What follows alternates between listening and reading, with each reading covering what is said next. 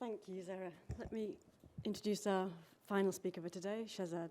He's an artist whose work you may have caught recently at Sadler's Wells, as commissioned by Tate, or seen last year as part of Fig 2 at the ICA. He also shows internationally, of course, with a solo show recently closing in Istanbul, and biennial exposure in, for example, Taipei, Marrakesh, Busan, and Venice. He has a PhD by practice from Leeds Metropolitan University and is currently Senior Research Fellow in Experimental Media at the University of Westminster. Thank you.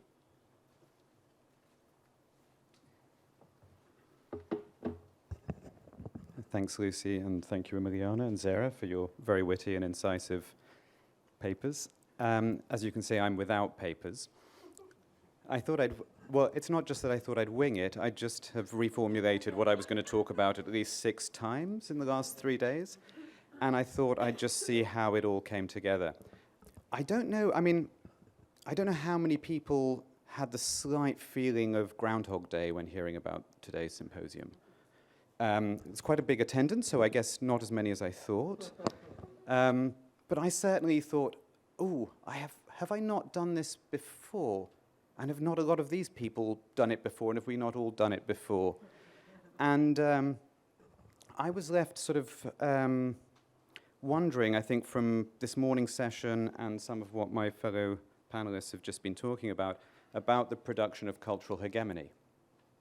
Because I think, Gita, you referred to the very neat within, without, and Deepak, you referred to a kind of ahistorical trope that's a certain kind of more continental approach to identity.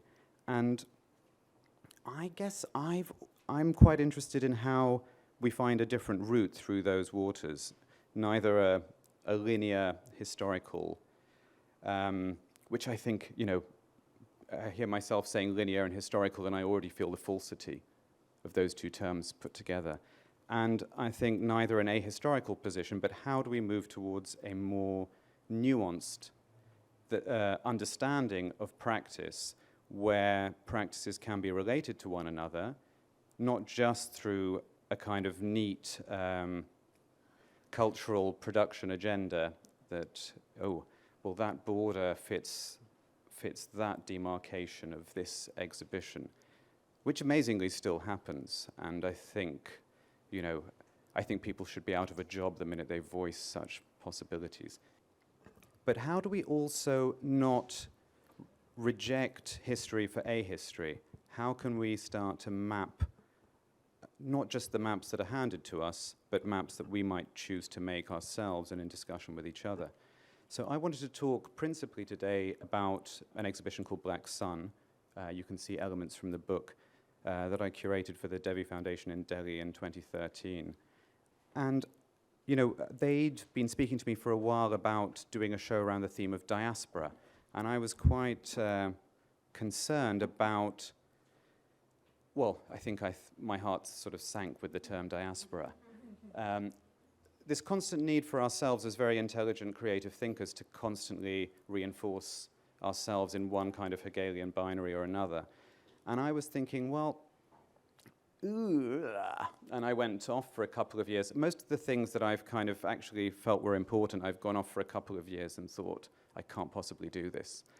And then, I thought for a couple of years, and I thought, diaspora, why is it currently constructed, particularly in this kind of British South Asian kind of dynamic, as only being about a specific diaspora? Why is it in South Asia, our diasporas are in Britain, or to a lesser degree in Africa, or in Britain, we think of diaspora, we think of South Asia. And for me, there seems a problem in that, because there's a sort of a lack of empathy with other movements that are going on in parallel, and always have been. And so for me, it became very interesting to think about how you could reclaim the term diaspora, like NWA reclaimed the N-word. It's how do you politically activate something that is very problematic? And for me, it was a sense of thinking, where do I begin the show? And I thought, I begin the show with Maya Deren. And that was a very important, I felt, gesture to kind of recast a whole understanding of the term diaspora from a sort of privileged position in either South Asia or Britain. One of the things I was interested about, and I'm interested in not just as an artist or a curator, but as a writer, is how to write in parallel. I think part of the problem of the kind of Hegelian construct is you're always writing in a linear fashion. How do you create text and metatext within your own writing? And I think, for me, one of the main problems with how we write about creativity is that we do not write creatively. You know, where is the poesis? I mean, how do people spend so much time engaged with cultural and artistic production and not rub off? You know, it's a bit depressing, isn't it? And I was thinking, really, well, you know, whether you think of, you know, I'm a huge fan of modernist literature. I'll just come out of the closet on that one.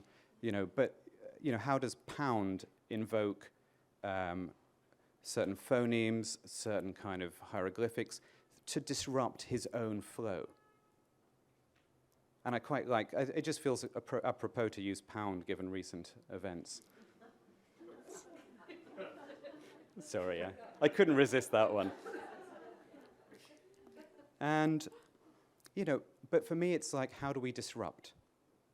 And I think it's very important that that disruption occurs before cornflakes. Do you know what I mean? Because if we've brushed our teeth and we start disrupting on the tube on the way to the office, I think we're already codified.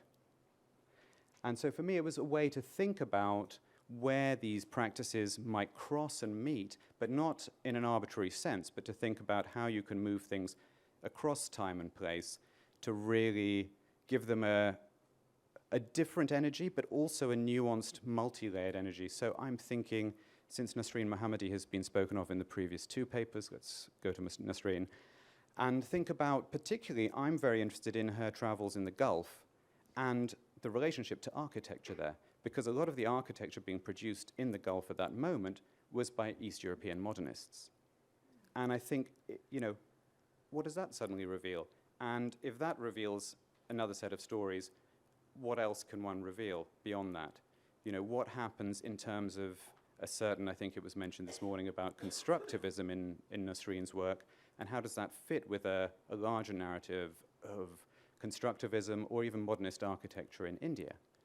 There was a project I did in Bombay as well some years ago called Cities of the Future, thinking about less about Corbusier's legacy in India than India's legacy on Corbusier. And I think it's like, how do we reverse some of these dynamics to actually think of them afresh?